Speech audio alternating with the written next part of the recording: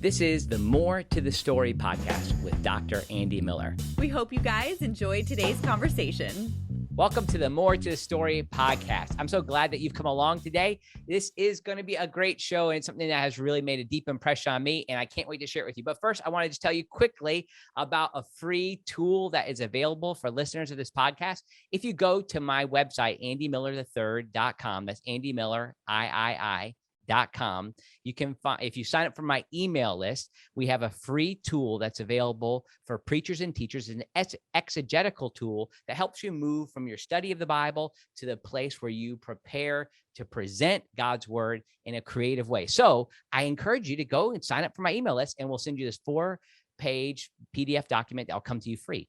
And I'm so thankful to my sponsors who have made the More to the Story podcast happen. That is WPO Development and William Roberts Financial Planning. So you can check them out in the show notes. We have information for them. Really appreciate the way they've helped make the More to the Story podcast work and happen. So today, I am delighted to have on the podcast with me, Mr. John Fort. John, welcome to the podcast. It's good to be here. Thanks for having me. So John is the author of a book. Now, it's new to me. It's not a new book necessarily. It's new and like a couple of years old. Yeah. A couple of years old. And John, you're with, and what we'll talk about here is called Honest Talk, but you're with a group called Be Broken Ministries. I would love for you just to tell us a little bit about that. Yeah, Be Broken Ministries exists to help men, women, and families move from sexual brokenness to wholeness in Christ, and to train others to do the same. So we have some direct care things for men and women and families. And then we have a lot of training for leaders to help them do. So for example, we are now working with church leaders in India and South Africa and Brazil, in addition to here in the United States. Wow. And so this is a variety of training, and you have on your team, there's several other folks that are part of this group, the Be Broken Ministries. Right. We have Dan Wobshaw, who's a director of Gateway to Freedom and the men's thing. We have Gigi Hopkins, who is Brazilian, and she works with wives. And I'm the parenting and family care specialist. And then go ahead. Jonathan Doherty is the president, and he just speaks about all kinds of stuff everywhere. So gotcha. So even the title, Be Broken, tell me a little about that. Like, obviously, you're emphasizing something with the way that you're describing yourself as an organization. That comes from Psalm 51, a broken spirit and a contrite heart God will not despise, basically saying God wants us to come to him in a state of brokenness. It is from a state of brokenness that we find relationship with him. And we bring that into our work because within families, between men and women, working from a state of humility and brokenness is when you're doing something this sensitive with sexual integrity, you have to start there. And so the Be Broken does not mean broken as a sense of stay broken, but approach this from a sense of humility and brokenness. Gotcha. Love it. We, some people who have followed our podcast for a while, we've taken opportunities to speak into, some of the denominational things that are happening within the United Methodist Church and the Salvation Army. And so we've spoken out clearly from an orthodox position on the nature of human sexuality, but some might be critical that, look, okay, we're just almost like taking a political sort of stance in this. And that's not the case at all. Like, we also have this intense desire to make sure that people are becoming the people God has called them to be. And this starts as a state of brokenness. So I'm really glad to have you talk about the subject of your book here. Now, those of you who are watching on YouTube, you can see, as I'm putting the book up to the screen, there's kind of an interesting play on the title. It says The Talk, but the definite article, the, is scratched out, and it says Honest Talk. So again, just like Be Broken Ministries, there's a message behind your title and the cover art. So this is a book, it's good to judge by its cover, right? Yeah, it is. There's two things we're doing with there is emphasizing honest, because we want parents to come. If you want children to open up, we have to come with our own openness and vulnerability and brokenness too. But also, we want to emphasize this is not a talk. We want people to talk with their kids all the time about these issues, not one time. Mm-hmm.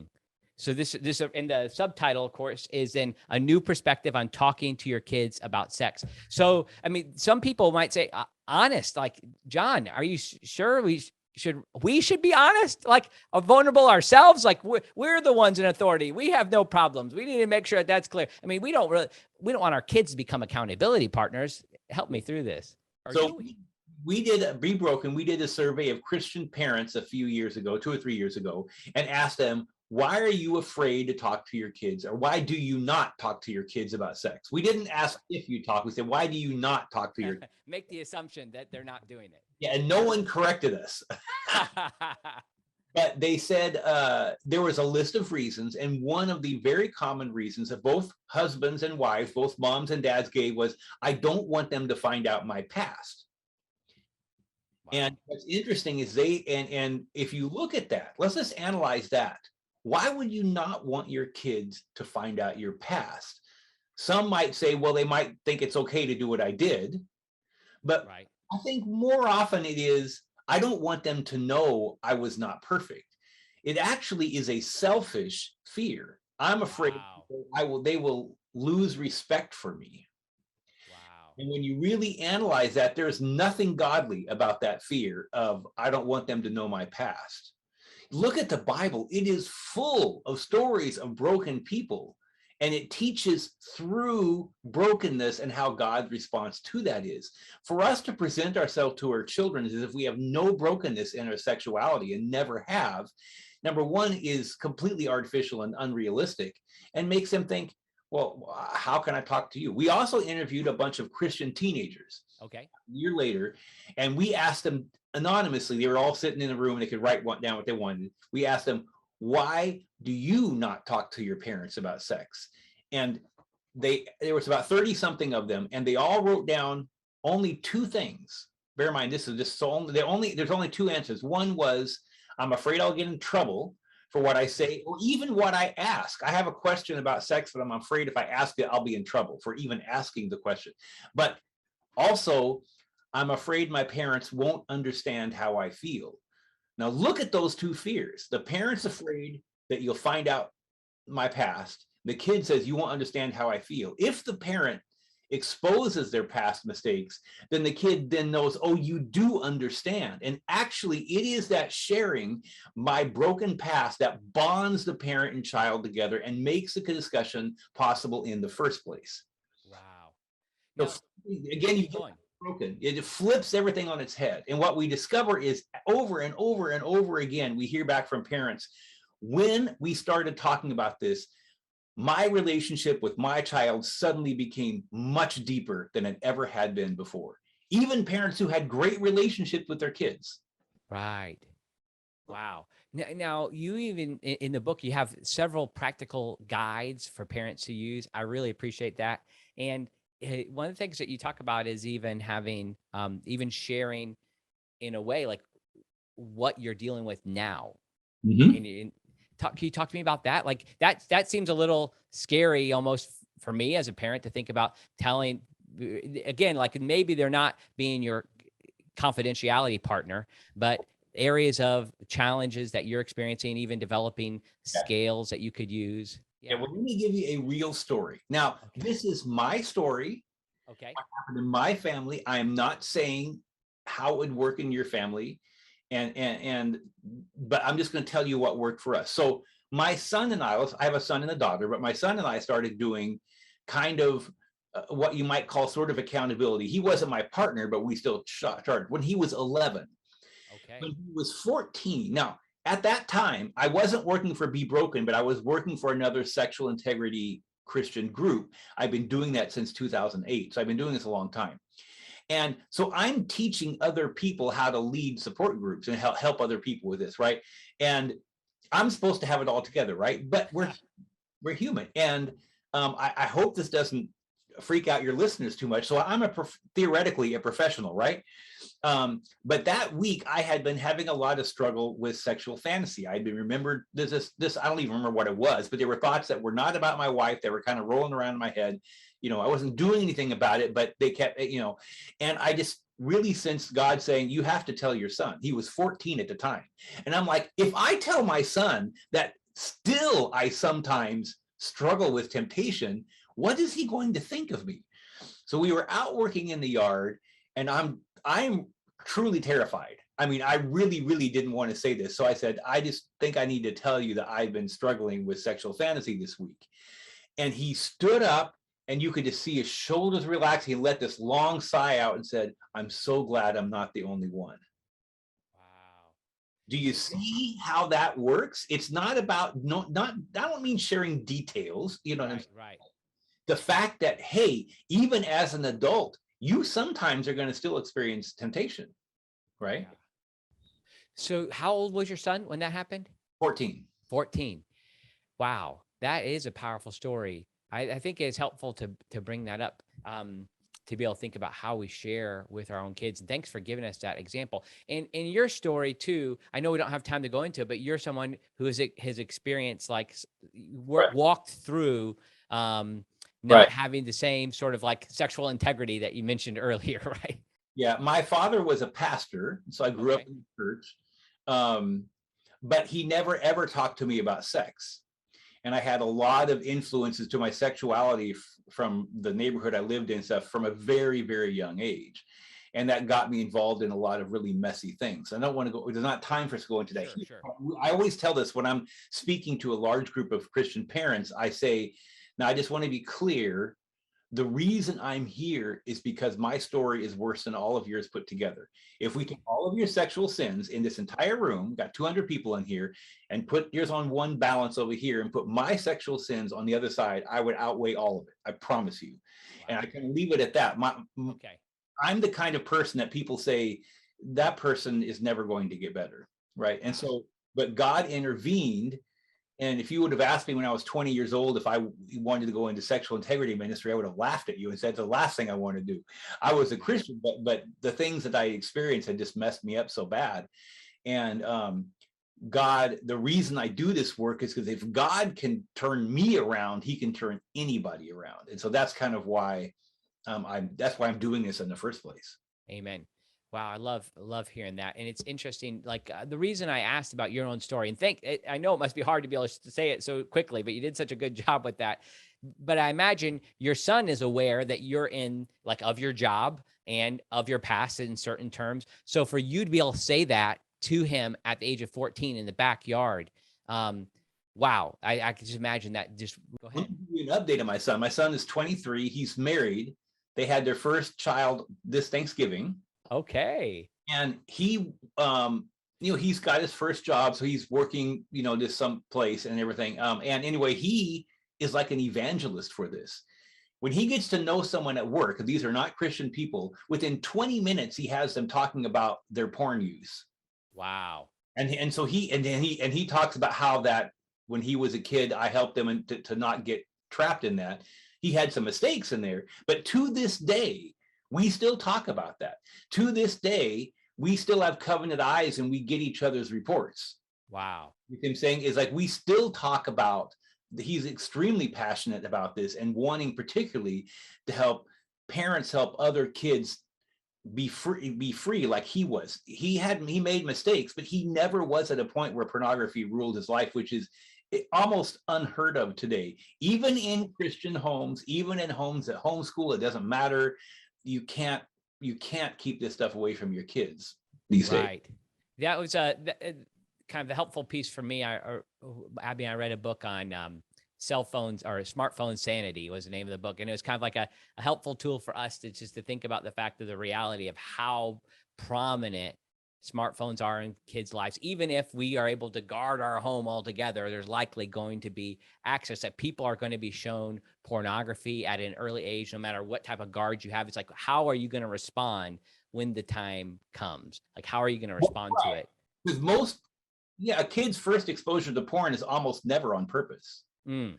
It's playing a video game that happens to be connected to the internet, and pornography gets into that. That's how my son was first exposed. It's you go to a friend's house at church and their kid shows your kid pornography. These are real stories that happen, Yeah. and it happens much younger than people think today.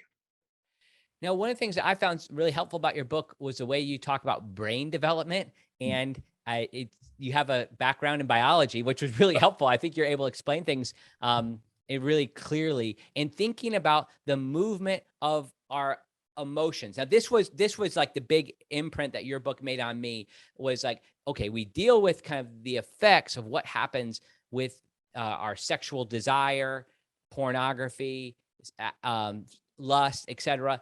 But it's how we have emotions that lead to that. So could you talk to me just about kind of like the emotional framework, and then we can get into kind of talking about some of the ways that that leads to problems in our sexual integrity? So the number one reason that kids get, let's just take just pornography, but this is also true of any other problematic sexual behavior, inappropriate behavior. The number one reason they get involved in that is because they don't know what to do with their feelings. So let me explain. The number one reason they get exposed is because someone shows it to them, or curiosity. Maybe they go back at the beginning, it's that kind of thing. But very soon what happens is, when a person, kid, adult, doesn't matter, sees a sexual image like that, their body reacts and releases dopamine. And dopamine feels really good. Well, one of the things dopamine does is, its purpose is to make you focus on sex. It's designed for a husband and wife to make them, when there's a possibility, because sex causes people to bond together.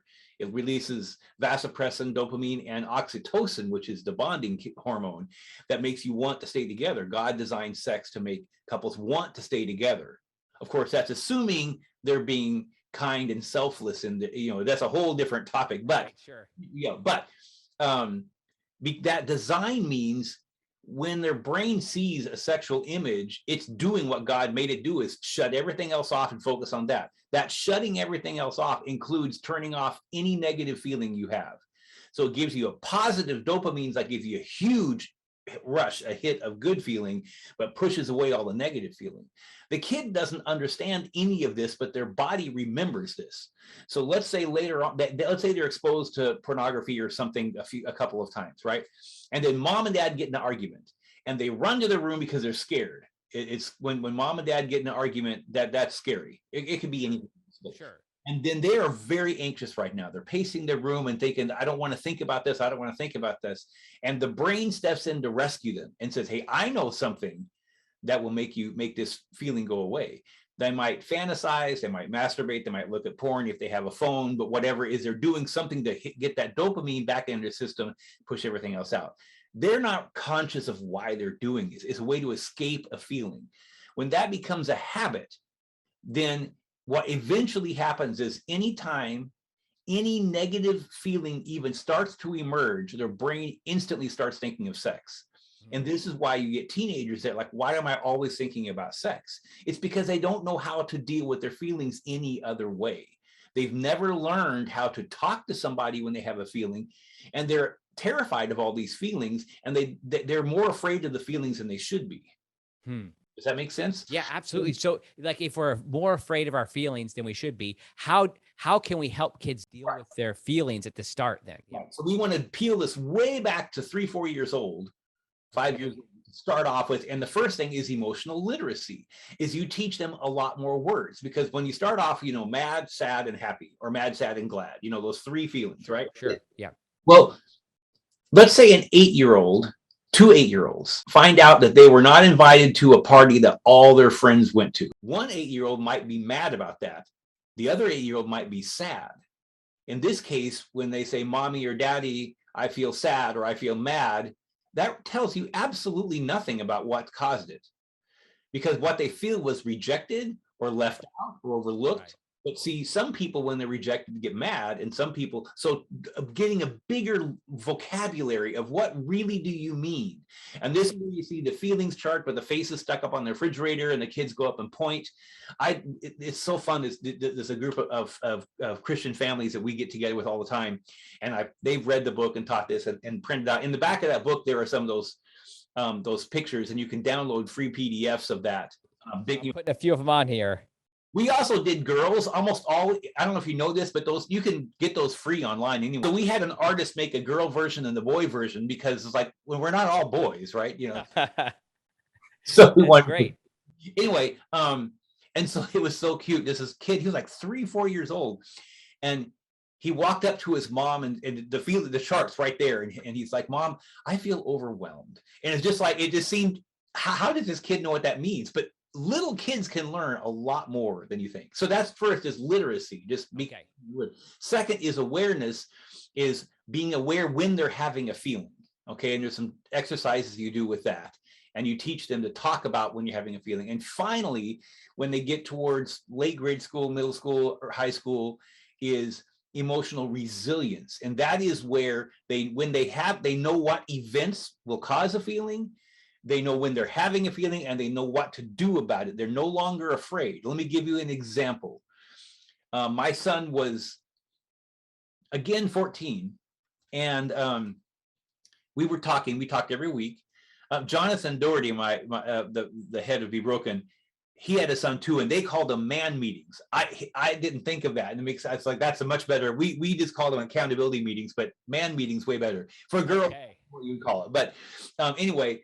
But we got together, and he said, "Dad, I notice that I keep thinking about sexual things, like fantasizing inappropriately, when I'm walking home from school every day, and I don't understand why." Yeah. We talked about it, and finally realized he is an extrovert. Mm-hmm. I have a video of him talking about this when he was a teenager, by the way. But he said, "I just realized that I don't like being alone." And he had a long walk home, and he didn't know what to do with that being alone thing. And so I said, "Well, what can you do?" And he said, "Well," we talked about it for a while. So he decided he had a cell phone, but it couldn't get the internet at that. We didn't think he was ready yet. Yeah. But he could text or call. And so he would either text or call me, not when he started feeling alone, not when he started feeling sexually tempted, but just walking home. He says, "I know this can make me feel a feeling I don't like, so I'm going to do something about it proactively." And every single day on his way home, he would text or call, and it didn't matter if I could pick up because I was still at work. Just the fact that he could talk about his day, and he knew I would read it. He knew we would talk more when he got home, and that took care of everything. No more feeling alone, no more fantasy on the way home from school. Do you see how that all comes together? Absolutely. That's emotional resilience. That's what you're working toward. So it's that feeling of being alone. I just want to re-articulate what you just said. It's the feeling of being alone that generated the fantasy. Yeah. I imagine that this is true, not just for kids, right? This is the same thing as we experience temptation later in life, sexual temptation, that there is some feeling at the heart of it that we're not addressing. Like, what is it that's going on in me, much in our children too, that we can help them express? The same thing can be true, right? Right. And so what I tell people in the book, and I tell it when I speak live, is if you do this starting at 5, by the time they're 10, 11, 12, they will be more emotionally aware than you are because they grew up with it. Wow. And you will speak emotions as a second language. It'll be their first language. By the time my kids were 10 and 11, they were correcting my wife and I when we would do things that were not very emotionally aware. But they did it in a very appropriate way. Let me tell you, that you feel both proud and humiliated. That's interesting. Well, so one of the things you talk about then is like when we become aware of their emotions is like when you deal with the challenges or preparing for the onslaught. I mean, this is part of why I wanted to talk with you is like people are just dealing with the reality of how present sexual temptation is in the world. It's just like a regular reality that we're all facing. But, we look at what our kids are having to go through and think, Lord, how can they do it? But you talk about the importance of cleansing conversations at various phases. What do you mean by cleansing conversations? So I want to kind of walk back a little bit. Let's take cultures kind of all over the world and in the Bible. They talk about this kind of purity idea, right? Well, water is something that we use to symbolize purity a lot of times. But as a scientist, did you know that water never occurs in a pure state in nature? Even a raindrop has a speck of dust at the middle, because what happens, there's dust in the air, and when water gets to the point where it's getting condensed, it has to stick to something. And so it has to stick to dust, and then it can, more water sticks to that. But there has to be something to stick to. So every single snowflake, every single raindrop has dust in the middle, always. If it rains on your car, you might go out and look and see these little circles of dirt. Depends how much dust is there in the air, obviously. Okay, so if you want pure water, the only way is to remove the contaminants. Okay, well, we are the same. By the time your kid is 9 years old, they're already contaminated a lot. They've heard people say sexual words. They may have seen things. They may have seen something inappropriate that a friend did. They heard a sexual joke.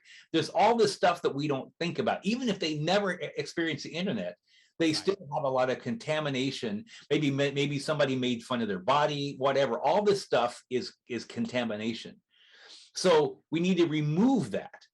And I use it as a bathtub analogy. If you had a kid that came in and was all dirty with playing outside, and you would ask them to go take a bath, and they come out and they're all squeaky clean, you would never say, that's it, you're clean, you never have to take a bath again, because they're going to get dirty again.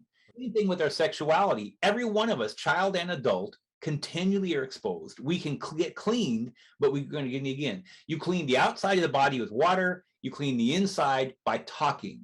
So sharing what happened. So if something happens, whether it's your fault or not, it's a common thing. Hey, mom, this thing happened. I went over to my friend's house and this thing happened. Or I saw this thing, or you're walking through the mall and there's somebody with almost no clothes on, a picture of them on the wall, and they see that and they talk about that. There's a show or something and something comes by that's way too risque. You didn't realize it was going to happen, and you talk about that. You constantly, we talk about what we're exposed to and the things that we did too, but it's way more than just what you've done wrong, you know. And so cleansing is by talking about what happened. That's really all that means. You talk it out. Right. And you say this needs to be different. You go through different levels, like younger, middle, and older age children. Help us know like kind of the big differences that between those age groups and what we need to be doing. We have listeners at all levels. Yeah. So with little kids, I heard a parent in our church say that their daughter was at school and some boy pulled his pants down to show everybody, you know, like right there in the class.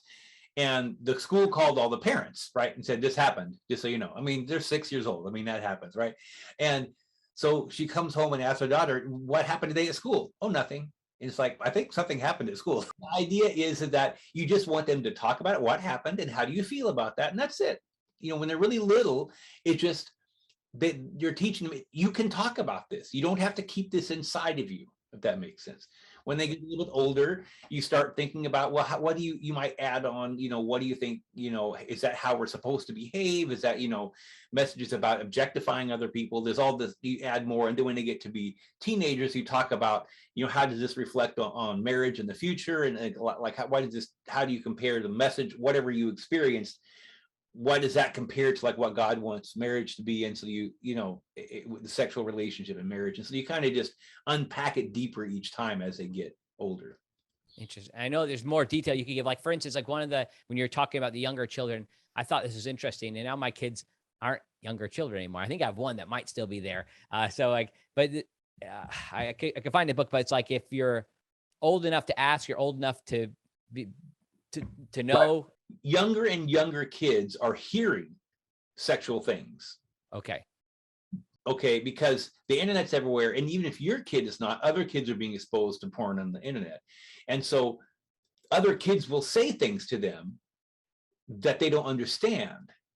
Like when I was 9 years old, I heard some teenagers talking about masturbation. They didn't use that word, but and I went home and tried to ask them, what are they talking about? And she got really upset.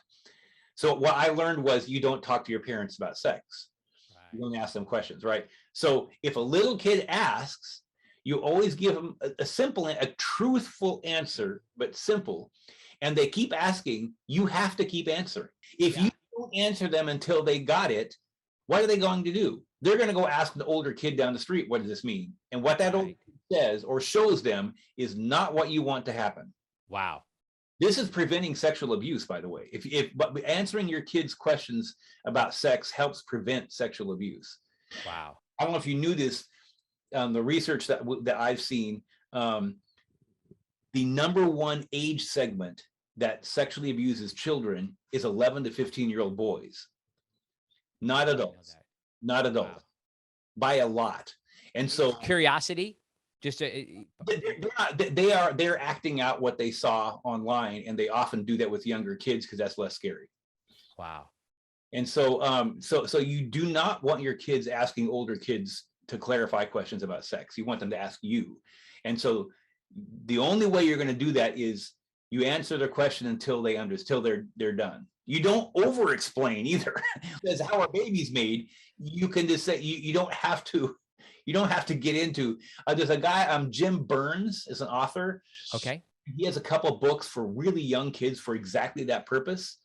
it's I have them next door, but anyway, but there are some books that really, they're Christian books, and they're really good at dealing with answering those questions, helping you. So you again, you go back through and you want to let them ask the questions until they stop asking questions, or till you have a sense that they get what the answer is, right? That's kind of like the goal for particularly at the younger age. But some parents, other parents make the mistake and they try to keep going. It's like the kid's like, I don't want to know this. You don't want to do that either. Gotcha. So you have to find that balance. Yeah. One of the most interesting chapters to me was your chapter on masturbation. I know people might, they don't want to talk about this, or even the fact that we've already said that word 5 or 6 times on this conversation, but it's so important. This is the question that comes up. And I had a debate, and maybe this person who I debated will be watching this. I don't know, but they're like, they kind of thought they had a gotcha moment with me, where they said, well, we're going to talk about same-sex, LGBTQ sins and these type of things. How about masturbation? When are you willing to talk about that? I'm like, I'm willing to talk about it. Here I am right now, willing to talk about it. And I thought this was incredibly helpful, because again, it connected to this idea related to emotions and like what leads you to that place of doing it, and thinking about the realities of I'm thinking particularly boys, but I'm glad to have you address girls too. What advice can you give us as we talk to our kids about masturbation? Any of these conversations, and masturbation for some reason seems to be a little bit more so, parents sometimes react out of their own emotional baggage.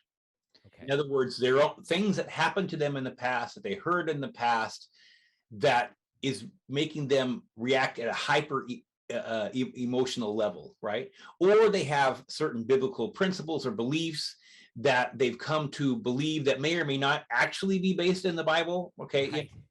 And then they feel like, for me to even consider thinking something different means I have to abandon my faith. We're not talking about that, okay? But so let's just do this. First of all, let's just kind of be realistic a second. In the case of boys, masturbation will happen, right? And about 50% of girls, it happens. That's just we're not going to change that, okay? That's always been true. I mean, there are studies, they've gone back to the 50s when they were the same results. You know what I'm saying? So this is not new. This is not new, okay? But let's also remember that sometimes masturbation happens by accident. They reach puberty and they don't even know what they're, I have a father and son where the son didn't know what he was doing, what he didn't have a word for it. Sure, and he had no, it's just like, I figured this out. This is kind of cool. You know what I'm saying? So it's like he didn't know what the word masturbation meant. Does that make sense? Right. Absolutely. Strangely, and people might not believe, it wasn't until I was 16 that I understood that myself. Yeah. So what I'm saying is that first of all, there is an innocence in accidentally discovering what their body can do or whatever. It's not always innocent, but there can be an innocence that they don't even know what they're doing. Does that make sense? Right. Absolutely. Be careful about projecting onto a child something way more sexual than they're even thinking about it being. Right. Taking your emotions, like what's involved, like with your own challenges, and saying that that's what your 12-year-old's going through. Now, this is something that I worked a lot with a couple of Christian groups and Dr. Julie Slattery to help me try to figure out how to talk about this. So that chapter was highly influenced by a couple of other people. Guests on this podcast as well. You can go back in the archives and find a nice conversation with Julie Slattery. Sorry. Infomercial there. Yeah. What she taught me is, for a kid, masturbation is better to think of it as an immature sexual behavior. There's a chapter in the book about this, and I have much more expanded this about like what happens to a kid during adolescence. It's way more than hormones. It talks about changes in willpower, the limbic system, the prefrontal cortex. There's all these things that work together that create certain dynamics, okay, that affect the sexuality as everything else. Okay, but so during puberty, well, actually starting at age 10, kids begin to grow their ability to feel emotions much deeper. That comes from a combination of hormones when they kick in, but also the limbic system, which begins to develop at age 10. By 15, that is at full strength. So teenagers do not have higher emotions than adults do. They have adult level emotions. What they don't have is adult level ability to control them. That comes from your prefrontal cortex, which is not developed until the mid to late 20s. So you have, starting at 15, you have this huge peak of very high emotions and very high sex drive, but a 50% ability to actually control that or manage it. Yeah. Now, we understand this when it comes to emotions. We know that teenagers are prone to temper tantrums. They get angry. Now, that may be they hold it in and just, steam and fume, or they may, yell or whatever. But we understand that, where that's coming from. Adults know that. We all know that. And so we have a bit of empathy with a teenager who's really angry, and we understand that their emotions have boiled up, and the part of their brain that's supposed to calm that down doesn't quite work yet. We get that, okay? Somehow we think when it comes to sexuality, that's different, when it's not. So masturbation is something that, like anger, is going to happen a lot at a certain age, until they have the ability to be able to control that, just like anger. And the reality of it is, that we don't like to talk about, is adults sometimes masturbate too. It's not like that ever went away. But here's the mistake people make. The mistake people make is thinking that you just don't talk about masturbation, you just don't do it. That's like saying you don't talk about anger, you just stop being angry. No, we know how to work with our kids on anger. You in the same way, it's like, this is me. You don't have to agree with me. All right. Rather than think of masturbation as a sin, which, by the way, it's not mentioned in the Bible.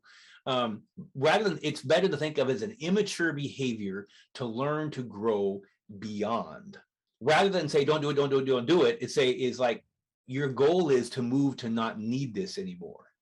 And most men that I talk to, because Be Broken does most of our work is actually with men who are porn addicts and sex addicts and this kind of thing, and masturbations, even though they're married, is still a huge problem, right? We're helping them learn and to control it. Well, a teenager can learn to control that too.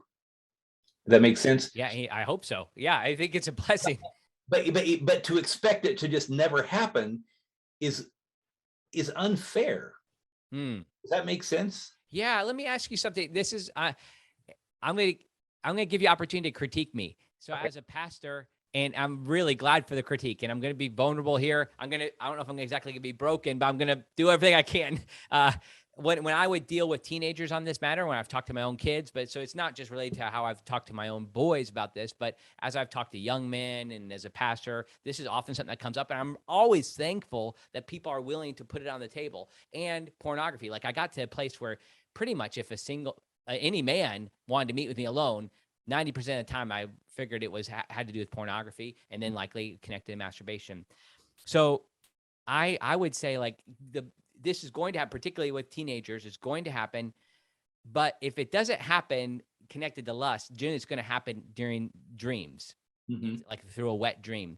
And so I would then make the connection that it's kind of similar things that you would say. Sex is meant to unite us to somebody, and it's this isolated act that's separated, that generally is accompanied by lust, which is a sin. So like the lust is a sin. And so if you can move to a place of actually having a wet dream, see that as a victory. See that as, now that's what I want. I'm really open to your critique, like, cause like then you could, so yeah, that's why I'd love to hear your response. Interesting, because Be Broken, we have to know what the Bible says about sex. And what I find interesting is I've never, ever seen a seminary or a place that prepares pastor talk about what the Bible says about sex. It says a lot more than people realize. So the Bible never, ever mentions or refers to masturbation. However, it mentions wet dreams twice. Right. In Leviticus and Deuteronomy. And what does it say to do? This is what I think is funny, is Christians will have all this advice about masturbation, but you say, well, what about wet dreams? Oh, don't worry about them. When the Bible actually gives advice on wet dreams. You see what I'm saying? It's like, wait a second. So what does it say to do? It says, go wash in the river. It says, you have been contaminated. You're unclean. That contamination has got in. Yeah. It's not nothing. You go clean yourself. So like, well, we don't have the Jordan River by us, you know what I'm saying, anymore. But it's like, I love the picture of inappropriate sexual stuff went through your mind and your body. Because usually you wake up and you remember what's going on. Or even if you don't, you see what happened, you go maybe take a shower, bath, why not go through kind of a ritual cleansing? Like, God, let's clean this stuff out of me. And so what I'm saying is like, the Bible says to do that. But no, I've in my life never heard a single person talk about that. And it's like, so to me, masturbation would be the same thing. If it happens, then you would do the same thing. Does that make sense? Yeah, you would seek a cleansing from what it brought that about. Yeah. Yeah. Now there are different people. I do want to say this. There are some people who I respect, who have more training than me, that would say you can have this little bit of discussion with your boys, but then it's like that's between them and God. You don't need to be bringing this up all the time. Now with my son, we did, when we met every week, we'd say, did you masturbate? And if you did you fantasize while you're doing this kind of, we had, that's in the book, I think. I'm not sure. Yes. But so it's like, I'm not trying to tell people what to do, but that helped my son, and he was able to leave that behind in his teenage years for the most part. And so way more successfully than almost anybody I've ever heard of. I have met people that by 15 or 16 were able to completely stop, but they had some extreme, through help just with God, but it took some kind of extreme things that they did to make that possible. But anyway, so push you back to my criticism of me, like it maybe, but the idea behind the wet dream idea is that it's passive in the sense that you didn't bring it upon yourself. That is, most people would say that. They say stop masturbating, and then if you have wet dreams, you don't worry about it. But I would say no, don't go do some kind of cleansing thing from it. Don't not do what the Bible says to do something. So let's do it. Gotcha. So like and then controlling the emotions, lust, and like trying to get now that you can putting yourself in a position to be more emotionally healthy is what's going to help with the challenges that come with that. Can you talk to me about the connection between masturbation and pornography? Well, the problem with those two combined is masturbation, when dopamine is released, then so is oxytocin, and you're creating bonds to what you're looking at. And so this is where fetishes and things like that come in, is that people start developing a sexual preference for a certain kind of thing that starts to happen. It's somewhat arbitrary, like whatever they happen to come across. And then from then on, they can compare that to their husband or wife in the future, because they've created a preference for something that's probably not what they're going to marry. And that creates problems. And so even if you don't look at the spiritual components of it, there's some real serious problems with this. When you combine pornography and masturbation, you're reinforcing everything you're seeing. You're reinforcing that you treat people like sexual objects. Right. There's a lot of pornography today has a lot of pain and forced sex kind of stuff. So you're reinforcing the idea that's ideal. You're reinforcing the idea that I get sex exactly when I want it, the way I want it. That's going to prepare you. That makes marriage extremely difficult to be anything good at all. Right. So it trains people to embrace the opposite of what makes a marriage work. And the masturbation just reinforces, it kind of cements into your brain what you're seeing as good. Mm-hmm. So it just provides that physical release that is on top of like the problems that already exist. Yeah, but it's not just the physical release. There are chemicals that are released in your brain that make your brain think this is good, this is positive, this is what sex is supposed to be like. You see what I'm saying? Yeah. It does. It's more than just feeling good. It actually creates neural pathways that are destructive. Wow. Well, thanks for that warning there of what's going on. A lot of this is connected to the access that people have on their devices. Mm-hmm. Can you give us some of the kind of practical ideas of, I mean, obviously I would just encourage people to buy the book too, but just give them a little taste here of what they can do with their devices, helping kids work through how to use their devices and protect themselves. So Be Broken, we're not experts on this stuff because it changes too much. So we we have other people like this, Chris McKenna with Protect Young Eyes, I think it is. And they do, he works part-time for Covenant Eyes and part-time for this. And he keeps track of all the apps and all the everything to help parents navigate that kind of stuff. We don't have time to do that. So that's his job. I would personally never give anyone under 14 a smartphone because they don't have the ability to restrain themselves. They just don't have it. They can have a phone. You can either get them a regular smartphone and you call your carrier, whoever it is, and say, I want a data block. A data block means the phone can text and call, but it can't do anything else. It can't access any internet. If you put an app on it, it wouldn't work, that kind of thing. They will tell you they can't do that, They have to by law. So you have to argue with them for a while, but eventually they put a data block on it. Or you can get, there's a thing called Gab Wireless and Wise Phone are two, Techless makes a thing called Wise Phone, and Gab Wireless does phones and things.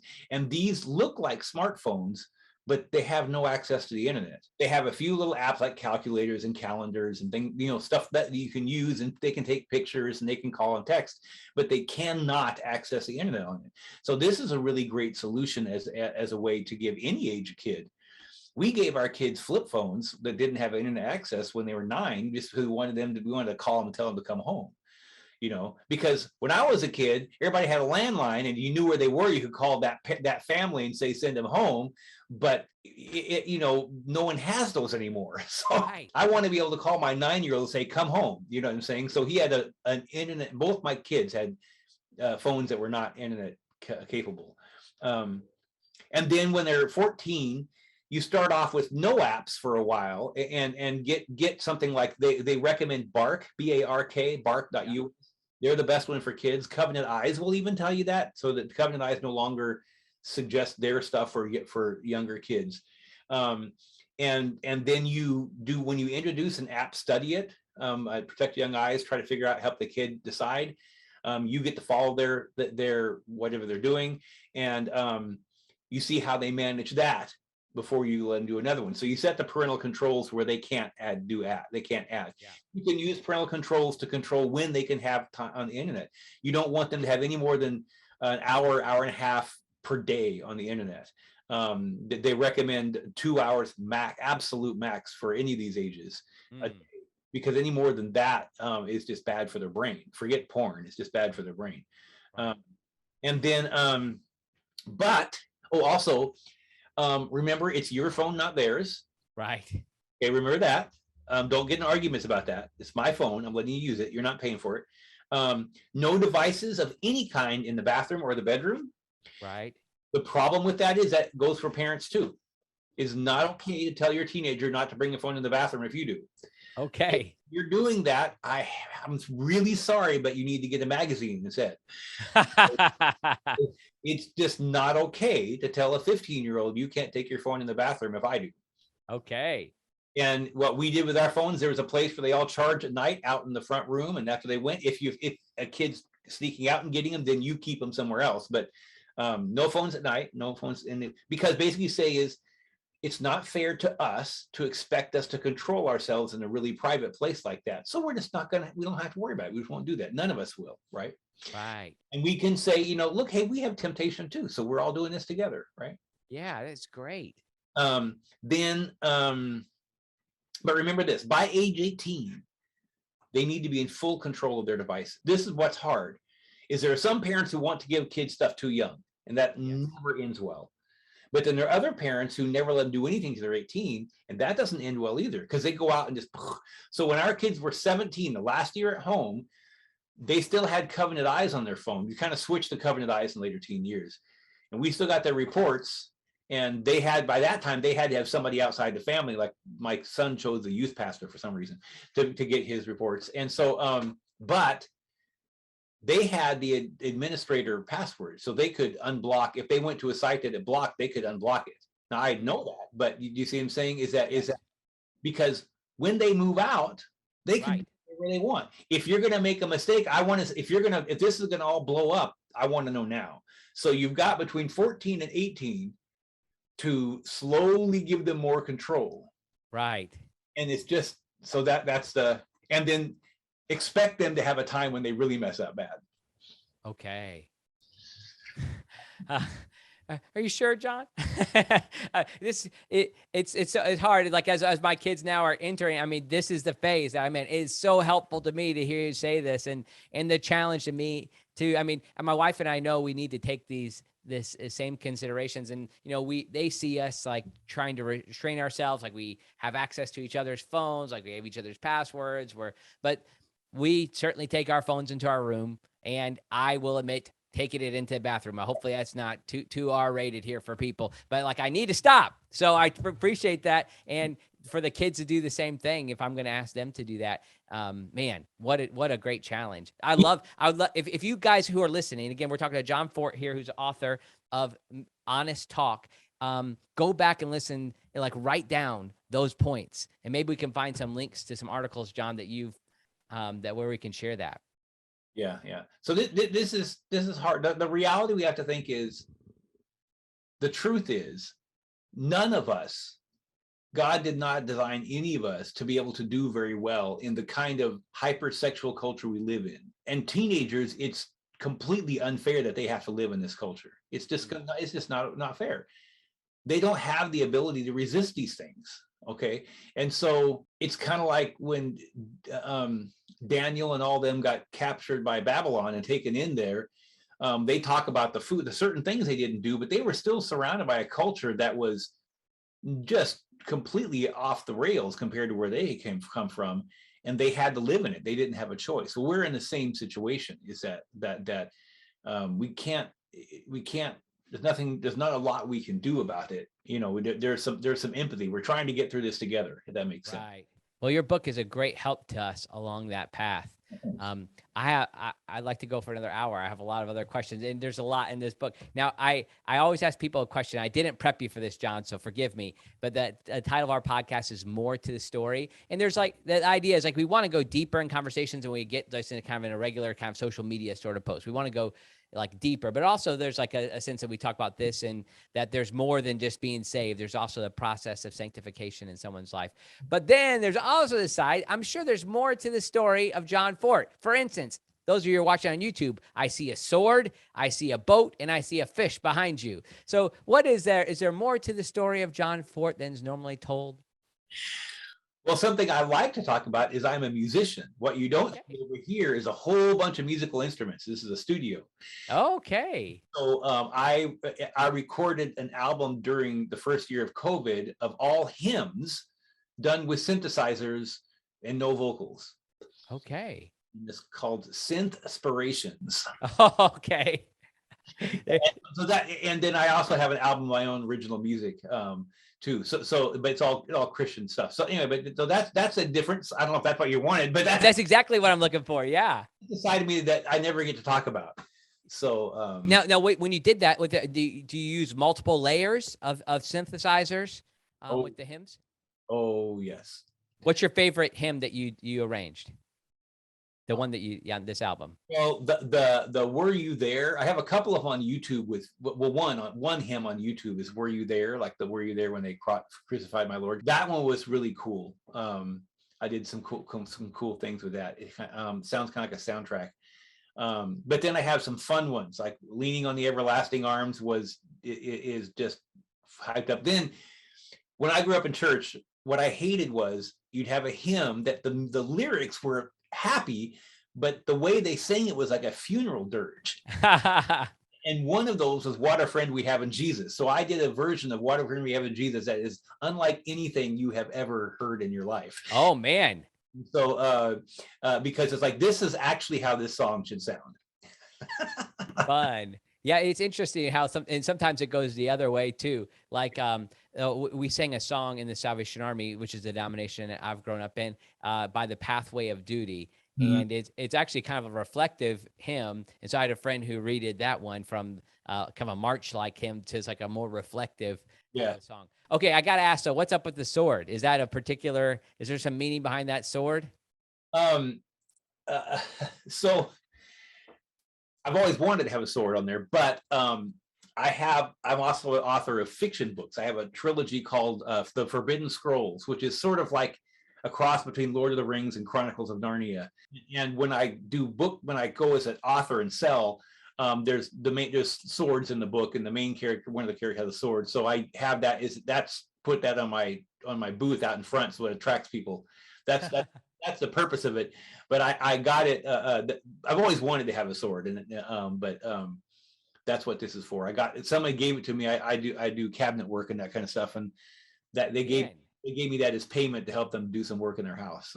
So we have a cabinet maker, a musician, a novelist, I don't know. Are you trained as a psychologist too? No. But I took child psych. Well, my degree was in science education, and so it was Scientist on top of it. so yeah, I did study child psychology. I had to for my degree too. So, but yeah, just kind of all over the map. I'm a very creative person. So yeah, well, I love it. I appreciate the creativity which you approach this book. In tackling this important subject. And we are just able to barely scratch the surface here, just kind of outlining some of the chapters. But I really encourage folks to do this. This is something that Abby and I have used. It's led to really fruitful conversations. And we honestly need to keep talking through it more than even where we are right now, because this is the phase of life we're in. But as John said, this is something to start when your kids are young. We just need to get on this, and we need to be prepared. And John, thank you so much for taking time with me, but also to write this book and to serve the world. I was going to say to serve the church, but serve the world in this way. Thank you so much for having me. Yeah, God bless you.